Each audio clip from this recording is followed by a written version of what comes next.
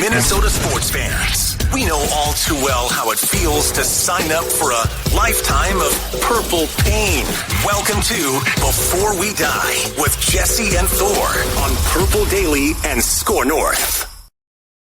What's going on, everybody? Should we get a little skull chant going on a Victory Monday? Skull. Skull. Skull. Ding dong, the witch is dead. You know, what a game. Minnesota finishing the regular season 13-4 after a 29-13 win against the Chicago Bears, securing that number 3 seed. They will host the number 6 New York Giants, 3:30 Central on Sunday in a wild card weekend. First playoff game, ladies and gentlemen, in Minneapolis since the Minneapolis Miracle back in 2018. Welcome. Thank you for joining us. This is Purple Daily's Before We Die on Score North. I'm Jessi Pierce, covering a bunch of grown men who chase around a rubber puck on ice most normally, but this year, all in on the gridiron. I love to see it. What a year to become a true Vikings fan. Down below us, Thor Nystrom, who is constantly chirping Ross and myself about our takes, our realism, if you will, which I think is what really sets us apart. But he's always drinking the purple Kool-Aid. Positivity. We love to see it. And up there, we got Ross Brundle. Ross, would you like to start with an official apology for being wrong, or how do you want to play that? Yeah, I think we'll get to it, but I don't know if an apology is needed for being wrong about saying for basically a month that Green Bay is going to make the playoffs. But I will say I've never been, very few times in my life have I been this ecstatic to be wrong. And it feels great. And I will stomp on the grave this morning because let's not kid ourselves. Packers fans would absolutely do the same thing and have absolutely done the same thing. So even if it's only for an extra week, the Vikings will continue to play. They have a season. They have something to look forward to. And Green Bay doesn't, unless, of course, you're looking forward to Aaron Rodgers either retiring or putting on another jersey. So very, very happy to be wrong.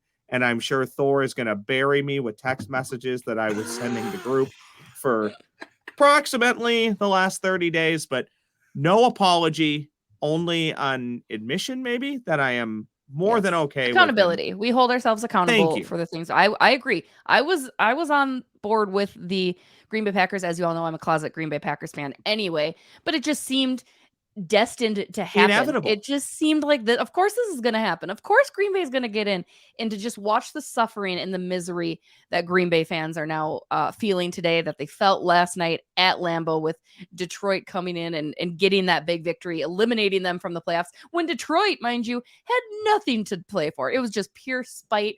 Just, hey, we don't want Green Bay to go. I love to see it. That was almost as exciting, if not more, than a Minnesota Vikings win, which Here is an admission for you both and those watching on YouTube and listening wherever you get your podcasts or on the Score North app. I didn't watch a second of last night's game because I was so sickened by what could happen. You know, when you've been calling it and predicting it for a month and you believe that it's going to happen. See, people thought that I actually wanted this to happen. And I have said multiple times, no, I do not. This is absolutely and utterly disgusting. I was so disgusted with the scenario that presented Green Bay last night. I didn't watch a second of the game and didn't even know they had lost until I crawled out of bed this morning because I was convinced actually a very good game. That they would win. I couldn't bring myself to do very it. Good football couldn't game. Bring myself to watch the officials try and rig the game for Green Bay. Couldn't bring myself to watch Roger Goodell try and rig the game for Green Bay. Couldn't watch myself to watch Dan Campbell screw something up so Green Bay would win. I am shocked, amazed, and happy that the Packers lost. So please, no more hate messages to me. Let's just all be happy that Green Bay's done and the Vikings have a shot at the Lombardi this year and the Packers don't. Well, let's continue on the Vikings train. Since we are a Vikings podcast, first we just wanted to soak it in one more time that Green Bay lost. No, yesterday's game at Soldier Field, in Chicago, you obviously get to see a little bit of your starters. You get to see some of the backups. I do want to talk about Nick Mullins and how well he looked. Like, he's a capable backup quarterback. I don't know if we necessarily saw that coming. I certainly didn't. And obviously you're going to see Kirk Cousins do his thing, which is always great. But it's not as concerning with Nick Mullins back there as I thought. Like I thought he did all right in yesterday's performance. Yeah, he's okay coming off the bench. Yeah. I mean, he's okay. It's fun. It was, I mean, obviously the Packers and the Lions one, that was, like you mentioned, that was a fabulous game that we got to see at night. The Vikings Bears game was literally a preseason game, right? Yeah. Like, it was like a quarter or a half, I suppose. You had, most of or some of the starters were trotting out and then sort of going like half speed. I mean, it was in the most vanilla game plan of all time. The Bears played this correctly. And it was my, we talked about this last week. It was my supposition. The Bears so clearly did not want to win that game. And it was the correct take because the Bears knew that if the Texans had the incorrect take and made the mistake of winning the game that they had against the Colts at the same time, that if the Bears lost, they would move into the number 1 overall pick. Now, this upcoming draft, it has, I believe, 2 very, very good quarterback prospects. Others that do the job that I have believe that there are 3 really, really good quarterback prospects. The Bears, I do not believe, are going to draft one, but there are at least 2 elite defensive prospects in addition to that. So the Bears are in the catbird seat of they can take these calls from these numerous teams below them that desperately need a franchise quarterback, whether that's Bryce Young, whether that's CJ Stroud, or again, some people believe Will Levis. You can add him to that list. And the Bears can just be like, okay, what are you offering? Okay, click. What are you offering? Okay, click. And they're going to get a king's ransom to move down. You will see a trade for that first pick, and now the Bears are in that position. But going back to the Vikings, the Bears were not trying to win that game. They did not want to win that game. Nathan Peterman is who we thought he was, and Tim Boyle was way worse. Yeah. I feel like Ross or I could have gone out there, and we would have been as good as Tim Boyle was. You could have done better than Tim Boyle for sure. Yeah. Tim Boyle went 2 for 8 for 33 yards, 0 touchdowns, and 2 interceptions against the Vikings third stringers. I realize he wasn't playing with many guys, and the Bears obviously didn't want to win, but that was not a great performance by him. But yeah, I mean, good for the Vikings for beating the Bears third stringers when they didn't want to play. That's the way that we thought the game was going to play out. Do you think Chicago regrets cutting Duke Shelley? He gets the game ball yesterday, right? He has been such a surprise, valuable asset since getting picked up after being cut by the Bears in week 1. I mean, Thor, let's talk about your child, your other son. I know you've got TJ Hawkinson as your one son. This, I think, is your probably second adopted child. Yeah, well, Duke is more my king. Okay, yes. Yeah, it was so funny. There was so much made, especially in the Chicago media, of you guys remember right around cut day in, was it late August or maybe even early September? My days get screwed up like with the college schedule against the NFL schedule. But right before time, getting philosophical on me. But that was like Matthew McConaughey in that one show on True Detective on HBO where he's like crushing the can.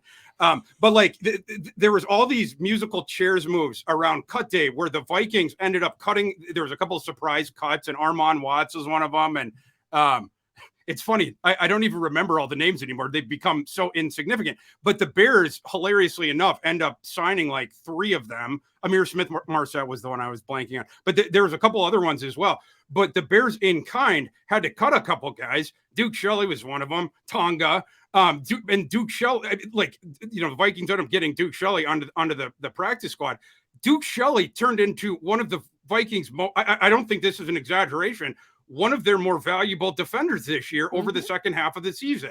He turned into a legitimate starting NFL corner. Now, could that just be a mirage for half a season? Who cares? You got him for free.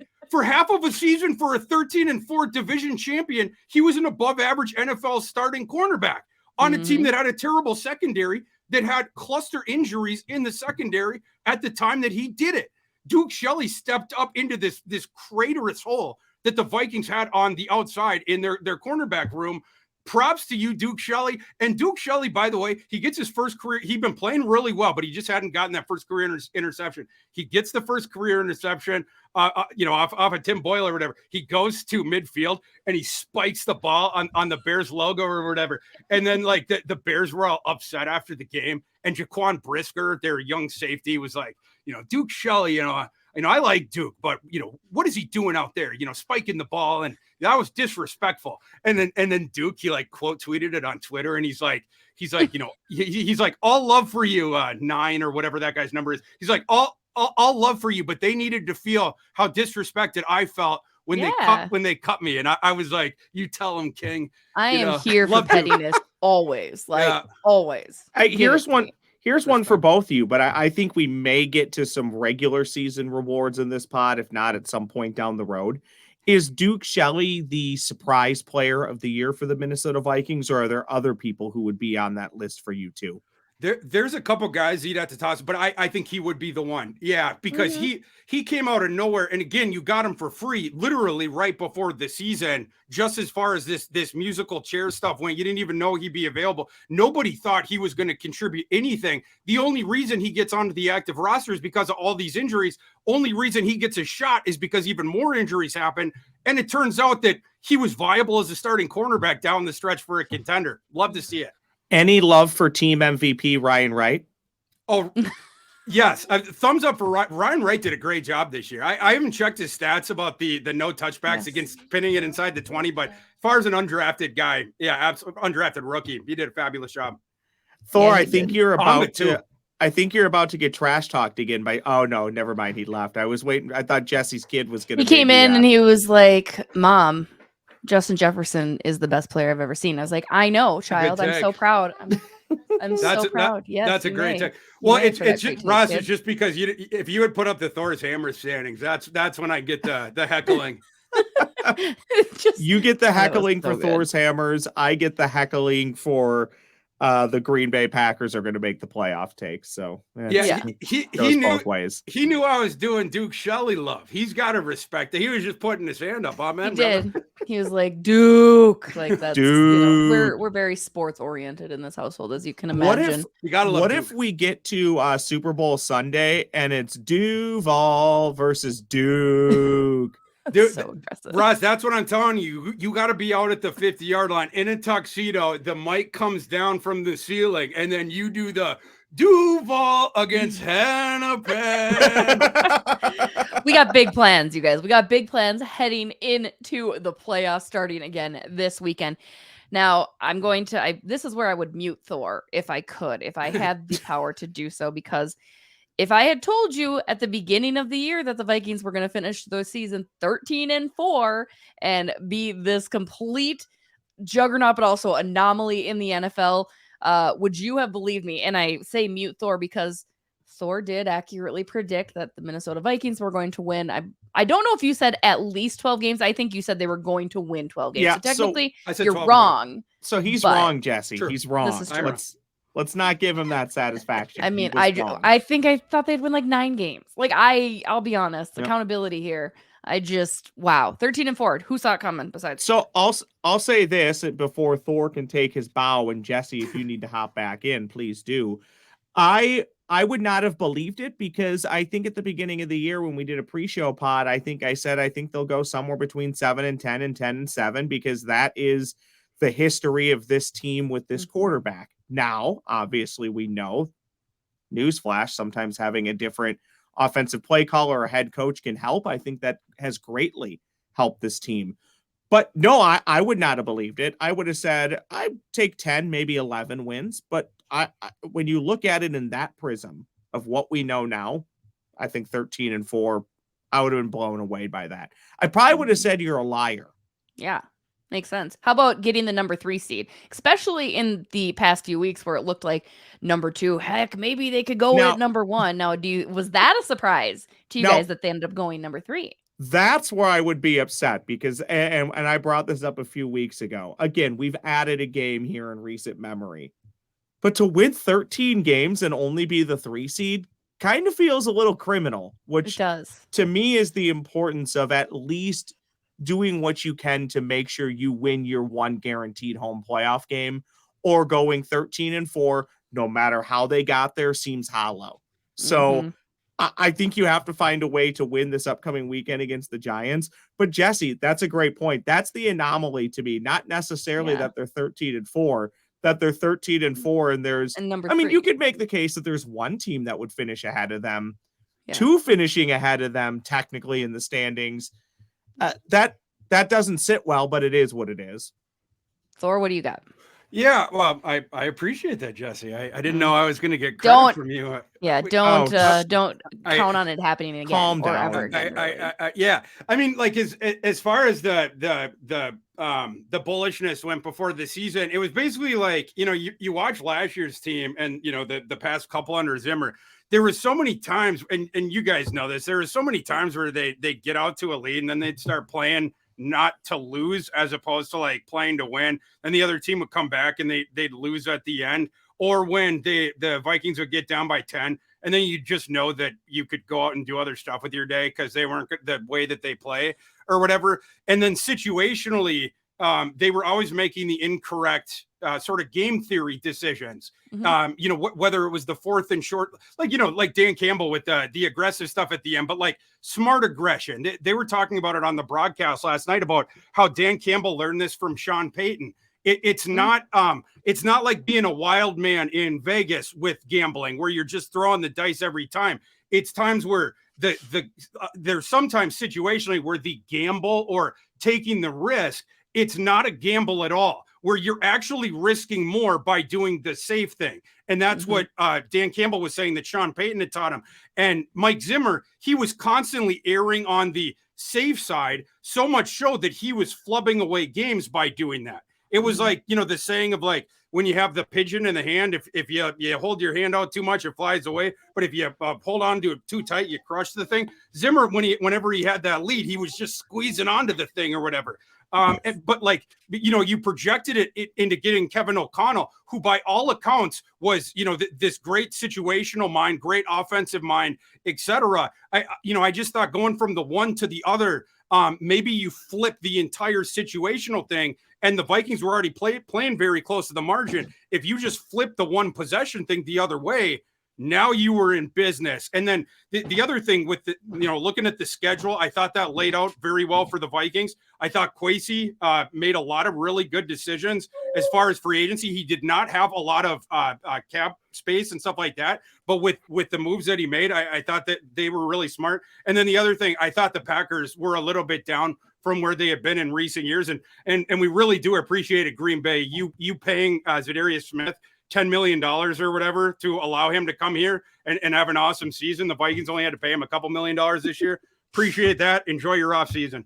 I mean, I think that there's a lot to digest within what you said, Thor. Also, while checking my child's behind to make sure his butt was wiped, in case you were over wondering what that was about. But no, I mean, I think first things first, you have to give credit to KOC for what he was able to accomplish in his first year to get Minnesota back into the playoffs, to do it so well and maybe not so convincingly as we've all talked about. That being said, how important do you guys think DVOA is in general when it really does come to stats? Because you can kind of flip it to go either way depending on your narrative. And obviously the narrative when it comes to the Minnesota Vikings has certainly been, well, they're frauds. This is why, you know, they end up with a -3 scoring differential. And my concern is the games that they did lose were not those one-score games. They weren't just these barely losses. They were losses by 17, 37, 11, and 24. So does that give you a better idea of who Minnesota might be? And does that give you concerns when it comes to the playoffs, where it's like you are going to need to keep those close games? And yes, Minnesota comes out ahead in the close games, but also you want to see them push it that way too. I mean, I don't think you're going to see too many blows. Hopefully not, especially when it comes to the Vikings. But what are your thoughts there and how the regular season ended with that minus scoring differential? And what does that mean moving forward as they face New York this upcoming weekend? I'm happy you set this up for me because most of my job, as far as college football goes, my full-time job, it is looking at predictive metrics to predict I mean, like my whole job is I have to do against the spread picks and stuff like that. And if I didn't do good, I wouldn't have that job or whatever. So thank you. I appreciate that. So like, you know, I do put a lot of value into that, and it would be silly not to put some sort of weight into predictive metrics. But it would be sillier to pretend that is the entire thing, that there is no results, that the only thing is the predictive metrics, right? When you go in and you play blackjack or you play Texas Hold'em, right? Like when you get to the flop, right? And you're holding a hand, you might have a 55% implied probability in your head or a 45%, right? And there's two other people in the hand. You're starting to run numbers of, if I do this bet and this person does that and stuff like that. That's where that stuff comes in, right? And you can try to do things to improve odds in your favor, whatever. It's not that the predictive metrics do not matter. They certainly do. And they can tell you stuff as far as the future performances. They'll tell you that the Vikings should not be considered the prohibitive favorite to go to the Super Bowl. And they'll tell you that the Vikings are probably a coin flip to beat the Giants on Sunday or whatever, or a little bit better. They might be a 55% chance, or whatever to beat the Giants.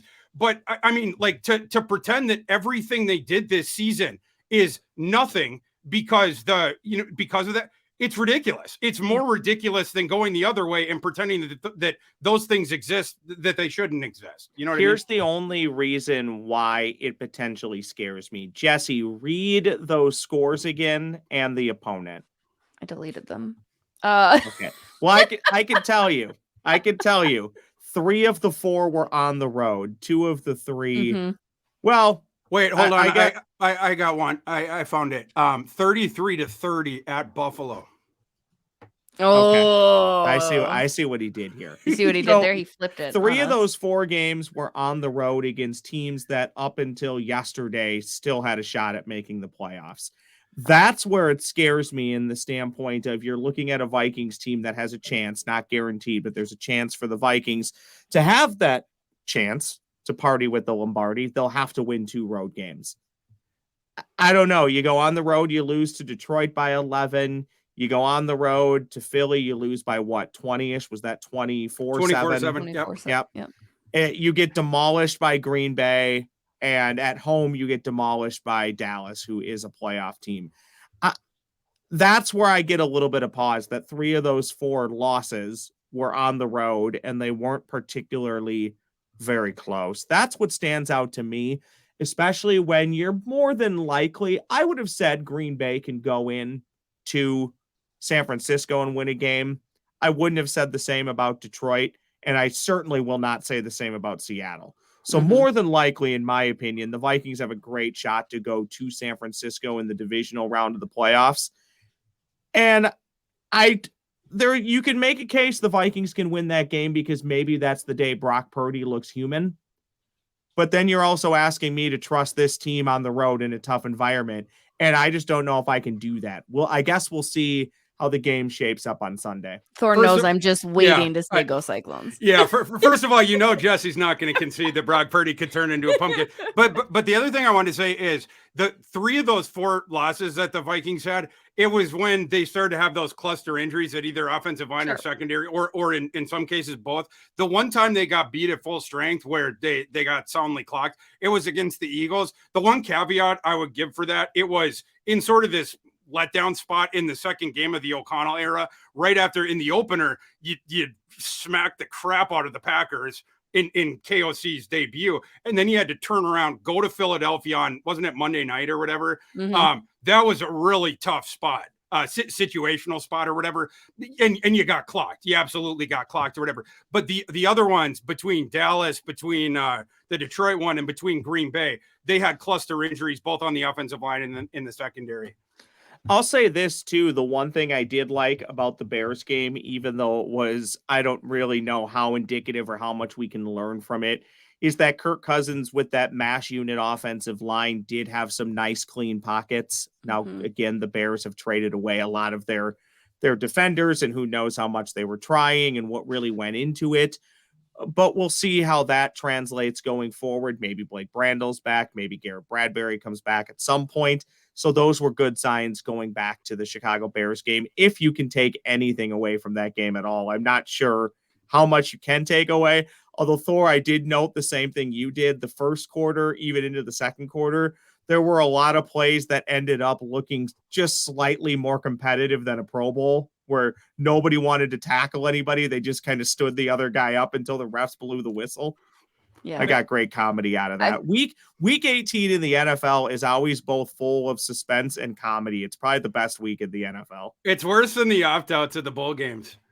Because there's some teams that are literally, I mean, like there's tanking going on. And Lovey, he got the axe after that game because he didn't go through with what I think, whether it was stated or unstated. Not a good coach. Have we figured that out? Like, is he just maybe not? Well, back in the day, he was good, but the game passed him by a long time ago. He was at Illinois for 7-8 years or whatever. Illinois had to fire him because the game had passed him by at the college level. And there was a confluence of factors last offseason that led to the Texans basically in 24 hours feeling as though they had to give Lovie Smith that job. It was going to be probably a one and done for Lovie either way, but he got the axe the night of the game because of the decisions he made on that last drive to go all in to win. But I think that Lovie, what he would probably tell you if you gave him true serum is they were going to fire me either way. I knew it. So what do I care? Well, like I'm going to try to win the game. And Lovie, by the way, his probably first allegiance is to the Bears if he had to say one organization or another. Sure. So he just gifted the Bears like the greatest gift he could give them. If the Vikings don't win the Super Bowl and this season comes to an end in large part because of the defense, and the Vikings do move on from Ed Donatel, I have my doubts that they will. I think he'll get another season or at least into next season. However, if they did move on from Ed Donatel, is Lovie Smith a name that still intrigues you at all on the defensive side of the ball? No, Lovie, no. Lovie, what he should be at this point, it's a defensive consultant or, something like that. Kind of like what we are. Yeah, exactly. Think, right? Yeah. Yeah. I mean, like, he can be for sure be in the building. He's a guy who has a lot of wisdom. He's been around the block and stuff like that, but he should not be calling the shots. He's a guy who should be a sounding board for younger coaches who are coming up and cutting their teeth and stuff like that. But he can't be calling the shots. He certainly shouldn't be recruiting in college. He certainly shouldn't be calling any shots in a draft room in the NFL. Well, going back one before we start to wrap up here as we look back on the Chicago game and slowly start to look ahead to the weekend. Ross, you had brought up the offensive line and how we, yes, again, take what you will out of Sunday's game just based on the players that were playing and kind of what was on the line or what was not on the line, certainly. But I did think that the offensive line found a little bit of chemistry, and we've talked about it the past couple weeks as it gets better and better. I mean, for instance, yesterday, Kirk had 20 dropbacks, only hit twice and not one sack, which I think is positive. Are we feeling better about how the offensive line has come about? Again, they still have their injuries that they're dealing with. So you're seeing some faces that we don't know what that might look like come Sunday when they host the Giants. But how did you guys feel about the offensive line? And are you seeing the same consistent, at least slightly improvements and confidence that's going to be needed as you head into the playoffs? Oh, sorry. I had to like shake the cobwebs. I was looking at the updated PFF grade. Duke Shelley is actually number 4 in the NFL for the whole season in their cornerback grades now. My King Duke, I'm sorry. Like when he walks by, it's like that GIF where the guy's looking at like the he's with. Oh, so I'm the girl walking with you, but Duke Shelley is the guy. Yeah. Duke walks by, and I'm like, ooh. Fair. Yeah.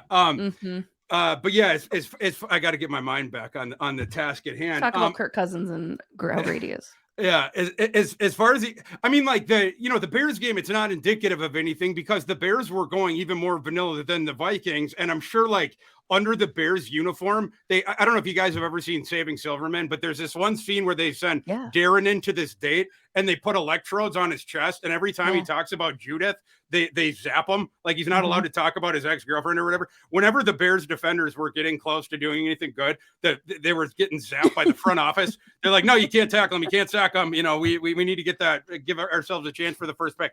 So like the makeshift offensive line for the Vikings, like you can't draw anything from this game like into because when they play the Giants, obviously just in a vacuum, they have way better talent, whatever. But the Giants are also they're going to be sending the house specifically at the right side of that offensive line, right, with the third string center, and then what is Udo, the fourth string tackle or whatever, like, and then Ingram in pass, like Ingram's been a good run blocking guard this year, but like in pass pro, it has often been an adventure. He did tick up a little bit towards the end of the year, but like he's got his hands full. Like he needs to be good in pass pro in the playoffs because the two guys that are now bookending him, it could be an adventure. So, I mean, that's what you need to keep an eye on what the Giants are doing. And we just got to pray because that's not what anybody wanted heading into the season. But Is also nobody thought we were going to be in the playoffs before the season. Is praying a great strategy for having to potentially go on the road to Levi Stadium and win a football game? Because that may end up being the hope and the strategy. No, but then again, the 49ers would counter with, well, hey guys, we have Mr. Irrelevant, the last pick in the entire draft, starting for us at quarterback. So we're not going to play any violins for you guys. You know what I mean? I'm gonna ignore Correct. that comment. I'm just gonna ignore. He's been past good. that. I'm not casting any shade at Brock Purdy. It's true. He's Mr. Irrelevant. That part is true. Yeah. Not so much anymore. But speaking of prayers, I say a little prayer for you. That's going to lead me into our reminder and ever that the Crazy Canadians, Cousins Crusaders of Purple Daily, want to have you guys make a donation on their behalf to Kirk Cousins Foundation, kirkcousins.org. Click the donate button. Don't forget, they are huge Kirk Cousins fans. They reached out to us at Purple Daily just to celebrate the fun season we have while also doing some good. We know Kirk Cousins loves to do some good. I wish I could do that funny little Kirk Cousins here like to do some good. So be sure to make a donation to his charity on behalf of our Crazy Canadian Cousins Crusaders of Purple Daily. Again, that's at kirkcousins.org. Donate whatever you can, whatever you might be able to. Certainly have appreciated everybody who has made their donation thus far. Again, that is kirkcousins.org on behalf of the Cousins Crusaders of Purple Daily. Boys, with that, should we do some Before We Dies? Let's do it. Let's do that. And how about I give you your wonderful Before We Die open? Time now for the Before We Die crew to give us their Before We Dies. I'll kick it off. Okay, you go ahead. Yeah. I never get to kick it off, right? I always let you Go ahead. though. That's true. I close well, but that's all right. I can still close out well.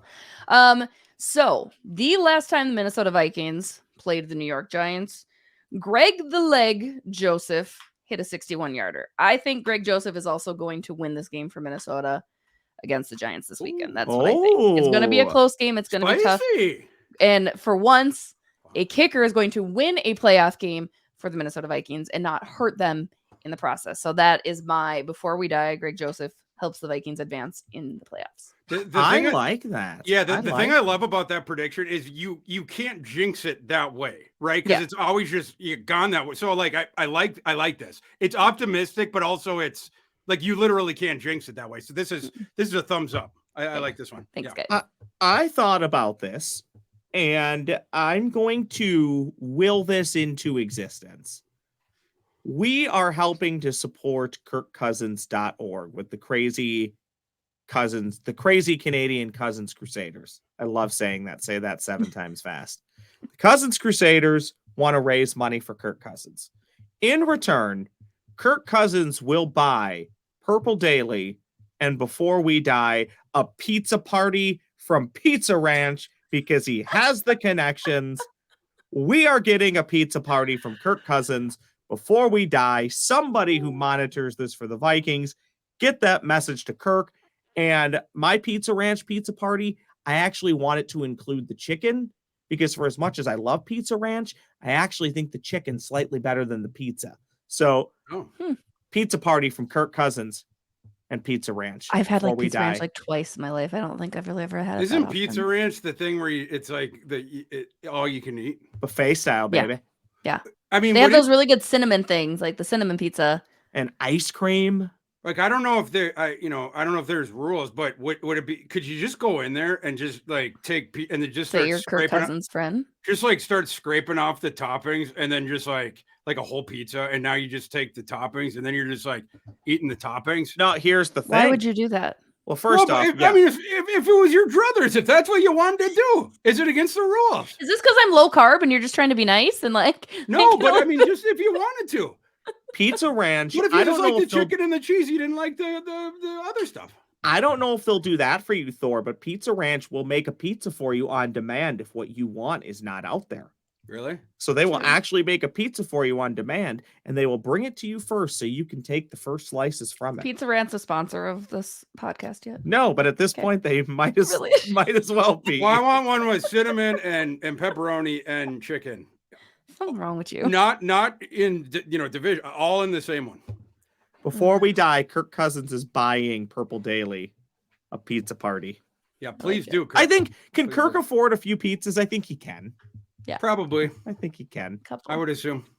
What do you got, All right, Thor? Thor. My before we die is, the Viking season, it's going to end at some point. And going back to the predictive metrics, the odds would say that it will end in a loss. There's a chance that it won't, and bring me to heaven if it doesn't. But assuming that on the chance that it does end in a loss, before I die, we show appreciation for the season that we just saw instead of complaining about the way that it ended. Okay, like coming into this season, the Vikings win total. You look, what was it? 7.5, 8.5. Time out. I'm stopping his before we Judd's not going to be able to adhere to those rules. First off, Judd can't adhere to that. And I fully understand what you're saying, and I don't disagree with it.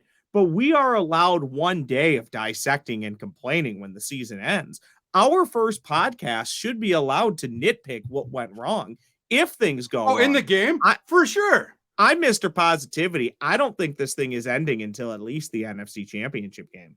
Oh, no. I'm just saying when it does end, and for sure, as far as the game goes, whoever who ends up being the GOAT or anything in there, I'll blast whoever deserves to be blasted for that game. But what I'm saying, as far as the treetops of the season, we all agree that this season was way better than we thought heading in, and not to look back on it as a disappointment because it didn't end in a Super Bowl. Like if that's what ends up happening. That's where you're wrong. What? Here's why. As my good friend Bill Guerin, general manager of the Minnesota Wild, had said, we haven't won bleep. Like they have their best ever in 21 years, best ever regular season.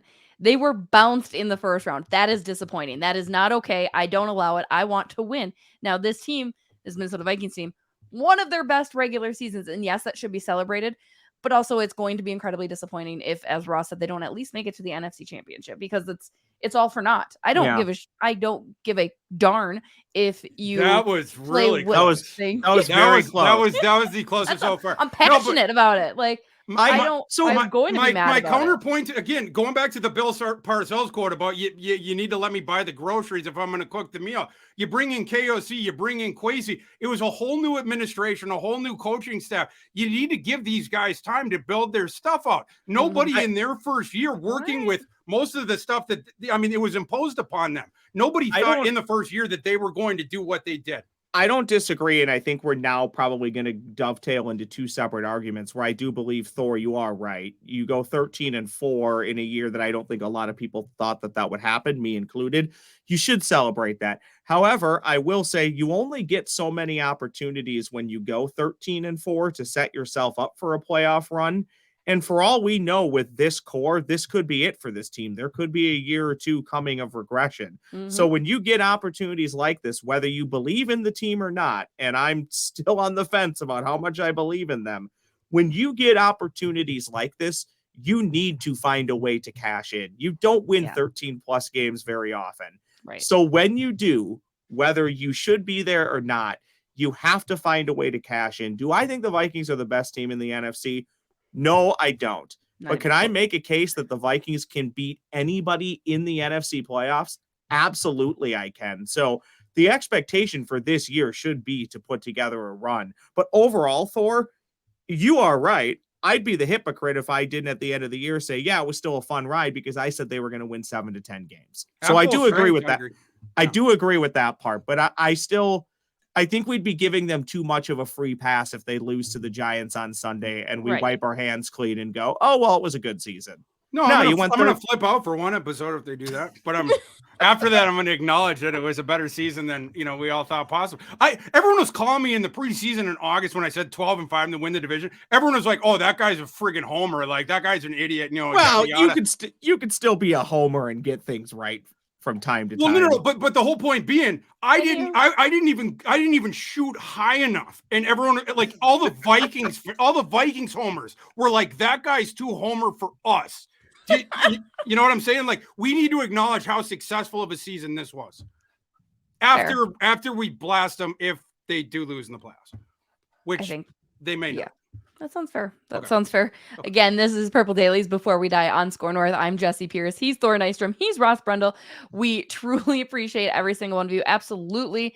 Let us know how much of a homer Thor is within your comments. I mean, you guys think that Ross and I have allegiances with Green Bay. We might as well talk about how insane of a Vikings fan Thor I is. love that my disdain for the Packers organization and utter like stomach sickness that I get when they do well somehow was turned into me liking the Packers. Yeah, it's mostly Jesse's. I can vouch for Ross. He didn't want to see what was going to happen. Mine was all with Jesse's. fear-based. Yeah, it was fear-based. Jesse's actually a Packer fan. Yes, absolutely. All right. Again, that's going to do it for us on today's episode of Before We Die. We will be back on Thursday looking ahead to that matchup against the New York Giants. As always, be sure you check out all of our other Purple Daily content. Lots of good stuff coming out from Score North. You love to see it. It has been a fun season thus far. Let's keep it going. We'll see you guys Thursday. Share, like, rate, respond. Go Vikes. Skull Vikes. Let's go get it. Duval versus Hennepin in the playoffs. Let's go.